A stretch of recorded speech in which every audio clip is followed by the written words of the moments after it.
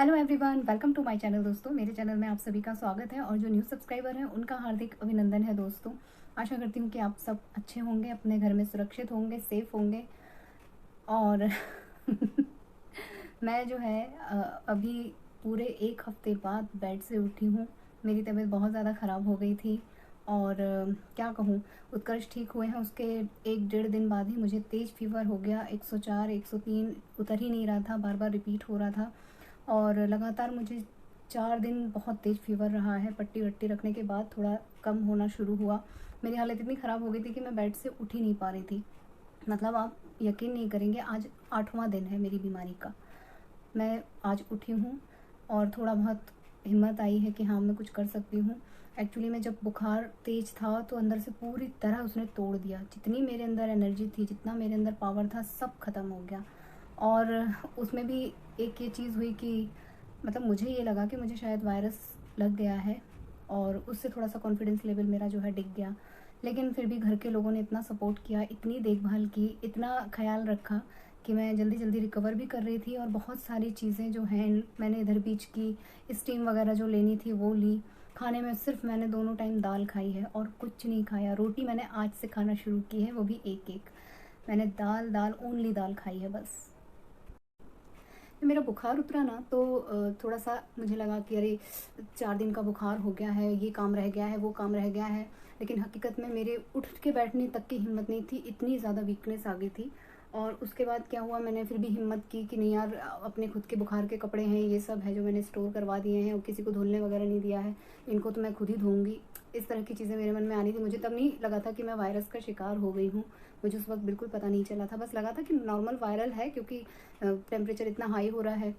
तो मुझे कैसे ये समझ में आया कि मुझे जो है इस समय का जो वायरस फैला हुआ है वो लगा। मैंने जब कपड़े डिटॉल में डाले और डिटॉल में से कोई स्मेल नहीं आई मुझे, तो मैंने वो पूरी की पूरी डिटॉल फेंक दी, ये सोच के कि वो रख के ख़राब हो गई है। और मैंने नया पैक मंगाया और उसमें से भी जब मुझे स्मेल नहीं आई तो मुझे अंदर से ऐसा शॉक लगा कि मैं क्या कहूँ। और घर के सारे लोग चिल्लाने लगे कि तुमने इतना ज़्यादा डिटॉल डिटॉल सब में कर दिया है, नीचे तक स्मेल फैल रही है, ये हो रहा है वो हो रहा है। और मुझे बिल्कुल स्मेल नहीं आ रही थी, बिल्कुल भी नहीं आ रही थी। तो अंदर से वो जो कॉन्फिडेंस होता है ना, वो मेरा पूरा हिल गया। मुझे ऐसे सदमा टाइप का लगा ना कि अरे, मैं तो घर की दहली तक नहीं नापती हूँ, किसी से मिलती नहीं हूँ, कहीं जाती नहीं हूँ, और मैं घर के अंदर रह के वायरस का शिकार हो गई। और पूरे टाइम बच्चा मेरे साथ रहता है, पति मेरे माथे पे पट्टियाँ रख रहे हैं, मुझे ठीक कर रहे हैं, उठा बिठा रहे हैं। तो मुझे अंदर से ये लगा कि यार, ये लोग अब तो इनको भी वायरस ने ले लिया होगा, मतलब इन्फेक्शन इनको भी लग गया होगा। मैं बहुत डर गई। लेकिन वो होता है ना कि इस समय अगर आप अंदर से डर गए या कुछ हुआ तो फिर आपकी हिम्मत पूरी तरह टूट जाती है। फिर मैंने अपने भाई को तुरंत फ़ोन लगाया क्योंकि उसे हो चुका था, तो वो मुझे लगा कि वो ज़्यादा अच्छे से मुझे बता सकता है। उसने कहा, अरे इस समय तो किसी को भी बुखार आ रहा है, समझ लो वही है, क्योंकि इतनी बुरी तरह फैला हुआ है। तुम बस अपना ध्यान रखो, लिक्विड डाइट लो, पानी खूब पियो, स्मेल विस्मेल आ जाएगी। 1 से 1.5 महीना भी लगता है स्मेल ठीक होने में, चिंता मत करो। तुम्हारा टेस्ट है, यही बहुत बड़ी बात है। उसका तो शायद टेस्ट भी चला गया था। तो उसने बहुत सपोर्ट किया, बहुत ज़्यादा, क्योंकि उसके एक्सपीरियंस के चलते मैं जो जो वो बताता था मैं वो सब चीज़ें करती थी। स्टीम तो मैं ले ही रही थी। सरसों का तेल नाक में डालने को उसने बोला रात में, उससे काफ़ी आराम मिला। मेरा जो कफ़, मुझे यहाँ जकड़न हो रही थी, भारीपन था, उसमें मुझे बहुत आराम आया। प्लस मेरे हस्बैंड ने मुझे जो स्पीच योगा कराया, जो भी कुछ प्राणायाम कराया, उससे मुझे बहुत ज़्यादा आराम आया। और एक चीज़ और मेरे भाई ने कही कि देखो, हम लोगों के फेफड़े ज़्यादा वीक नहीं हैं क्योंकि हम लोगों ने बचपन से बहुत शंख बजाया है। हम लोग कंपटीशन में शंख एवरी डे दोनों टाइम बजाते थे, तो हमारे फेफड़े अच्छे खासे हैं। बस वही प्रक्रिया फिर से करो, शंख बजाओ। तो मैं जब थोड़ी सी मेरी हिम्मत हुई ना, मैं कुछ करूँ ना करूँ, मैं शंख 4 से 5 बार ज़रूर बजा लेती थी। पहले शुरू में मुझे थोड़ा परेशानी हुई, लेकिन धीरे धीरे धीरे धीरे सब ठीक हो गया। ओवरऑल मैं ठीक हो गई। बस थोड़ी वीकनेस है, वो भी ठीक हो जाएगी। मैंने इस बीच जो भी चीज़ें यूज़ की वो मैं आज आप लोगों के साथ ज़रूर शेयर करना चाहती हूँ, क्योंकि मैं ये तो नहीं कहूँगी कि आप लोगों को वायरस नहीं लगेगा, या वायरस लगे, आपको कोई प्रॉब्लम हो, उससे पहले आपको उसका उपचार भी मालूम होना चाहिए। अभी भी मेरे हाथ दुखने लगे हैं कैमरा पकड़े पकड़े, क्योंकि अभी इतनी ताकत तो है नहीं। तो मैं जल्दी जल्दी आप लोगों को वो कुछ चीज़ें दिखा देती हूँ जो मैं अभी भी यूज़ कर रही हूँ। मैं अब इसे बिल्कुल छोड़ूंगी नहीं। रेगुलर मैं स्टीम खुद भी ले रही हूँ, उत्कर्ष को भी लेवा रही हूँ। और खाने पीने का परहेज अभी भी मैं रखूँगी, हल्का खाना खाऊँगी। और उम्मीद कर रही हूँ कि मैं 1-2 दिन में और अच्छा फील करूँ, अच्छी हो जाऊँ, फिर कंटिन्यू अच्छी तरह से ब्लॉग बनाऊँगी और रेगुलर टच में रहूँगी आप लोगों के। बस सब लोग अपना अपना ख्याल रखिएगा। और अगर किसी को इन्फेक्शन हो जाता है तो बिल्कुल डरिएगा नहीं। आपके अंदर का पावर ही उसे बाहर निकालेगा। यही चीज़ मैंने इस बीमारी से सीखी। मैं बच्चे के बीमार होने से बहुत डर गई थी। मैं खुद के बुखार से उतना नहीं डरी जितना मुझे जब ये महसूस हुआ कि मैं वायरस के चपेट में आ गई हूँ, और मुझे वो डर जो अंदर से बैठा ना, मैं बता नहीं सकती। लेकिन घर के लोगों के कारण मैं इस चीज़ से बाहर निकल के आ गई। मुझे मेरे भाई ने, मुझे मेरे देवर ने, हस्बैंड ने, सब ने बहुत सपोर्ट किया, पूरी तरह से मेरा ध्यान रखा और मुझे वापस खड़ा कर दिया। दोस्तों, ये वो जो है ड्रॉप है जो मुझे मेरे देवर ने ला के दी कि आप स्टीम ले रही हैं और आपको सिर में भी दर्द बना हुआ है, आपको सीने में जकड़न है, तो इस ड्रॉप को आप गर्म उसमें डाल के स्टीम लीजिए, तो आपकी जो है कफ मेल्ट होकर निकलेगा। और वाकई में इसने वर्क किया। इससे काफ़ी आराम आया। मैं 2 टाइम इसे ले रही थी। एक बार इसे डाल दिया, ये 2 दिन करीब 2 से 3 दिन चलता है, तो पानी में डाल दिया मैंने, जिससे मैं स्टीम लेती हूँ। और उसके बाद लगातार स्टीम लेने से गहरी गहरी सांस मैंने ली। कोशिश की कि मैं मुंह से सांस ना लूँ, जितना हो फेफड़े में पहुँचे सब चीज़ें। तो 2 से 3 बार इससे स्टीम लेने पे मुझे काफ़ी आराम आया।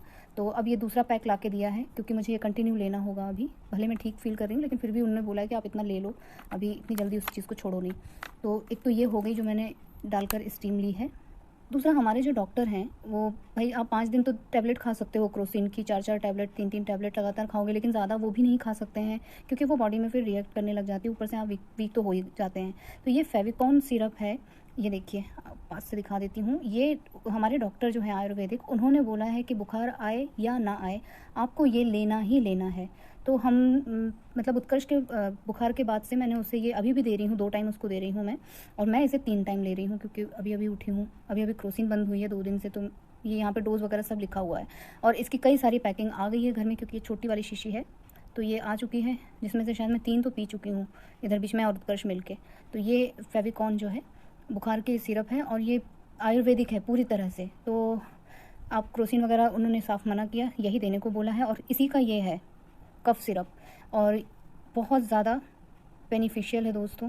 मेरा कफ़ निकल गया है, इसलिए मैं ज़्यादा खुश हूँ, क्योंकि कफ़ की जो जकड़न थी, जो मैं बात नहीं कर पा रही थी, बोल नहीं पा रही थी, मैं हाफ जा रही थी, सीने में भारीपन लगता था कि कुछ भी करके अंदर से जो चीज़ मेरे फेफड़ों में है वो निकल जाए, इस तरह की फीलिंग आती थी। तो वो इससे ठीक ठाक हो गई है। तो ये 2 चीज़ें हैं, ये मुझे लगता है सभी जगह मिलनी चाहिए। मध्य प्रदेश की ही बनी हुई है ये। इसके अलावा मैंने मल्टीविटामिन में बीकासोल में ले रही थी क्रोसिन के साथ, क्योंकि मेरे डॉक्टर ने पहले वही बताई थी, लेकिन उससे मुझे उतनी जल्दी आराम नहीं आया, कमज़ोरी बहुत ज़्यादा आ चुकी थी। तो ये मेरे देवर की टैबलेट है, जो वो कभी कभी लेते हैं, मल्टीविटामिन। तो ये मैंने ली, और इससे जो है कब्ज़ की जो प्रॉब्लम होती है ना बुखार की दवाएँ खाने के बाद, इससे वो चीज़ भी ठीक हो गई। और ये ऑनलाइन मंगाई थी, शायद अमेज़ॉन से मंगाई थी ये। तो ऐसे दिखेगा, ऐसे दिखेगा। खैर, मल्टीविटामिन तो आप कोई भी ले सकते हैं जो आपको सूट करती हो। इसमें लिखा हुआ है पूरा 37 या कितने 34 इंग्रेडिएंट्स हैं, विटामिन्स हैं, बहुत सारी चीज़ें हैं। तो ये जो है, ये सभी चीज़ें मैंने ली हैं। लगातार तुलसी गिलोय का काढ़ा पीने के बाद भी मैं धराशायी हो गई। सोचो ये वायरस कितना तगड़ा है, कि मुझे लगता था कि मैं बहुत सेफ़ हूँ, बहुत प्रिकॉशन ले रही हूँ, काढ़ा ले रही हूँ, लोगों को काढ़ा पिला रही हूँ, नींबू की चाय पिला रही हूँ, सब धरा रह गया। और एक चीज़ और मुझे मेरे भाई ने बोली थी कि अगर तुम्हें अब वायरस लग चुका है तो नींबू वगैरह बिल्कुल नहीं खाना, ठंडी चीज़ नहीं खाना, नहीं तो वो कफ़ को बढ़ाएगा। तो मैंने सडनली नींबू वगैरह, चाय वगैरह बंद कर दी थी, नींबू की चाय, क्योंकि मुझे लगा कि भाई कफ़ तो बन ही रहा है, बढ़ रहा है। तो वो सभी चीज़ें मैंने बंद कर दी, और जो चीज़ें मैंने अभी आपको बताई हैं, यही सभी चीज़ें मैंने फॉलो की। आज 8वां या 9वां दिन है मेरा बीमारी का, लेकिन आज मैं बेहतर हूँ, आज मैं बोल पा रही हूँ। नहीं तो मैं अभी फ़ोन पे किसी से बात भी नहीं कर पा रही थी। मैं बोल ले रही हूँ इतनी देर, मैंने काफ़ी कुछ बोला, सब कुछ किया, बच्चे के साथ भी थोड़ा सा टाइम स्पेंड किया। मैं नीचे जा रही हूँ अपनी रसोई में।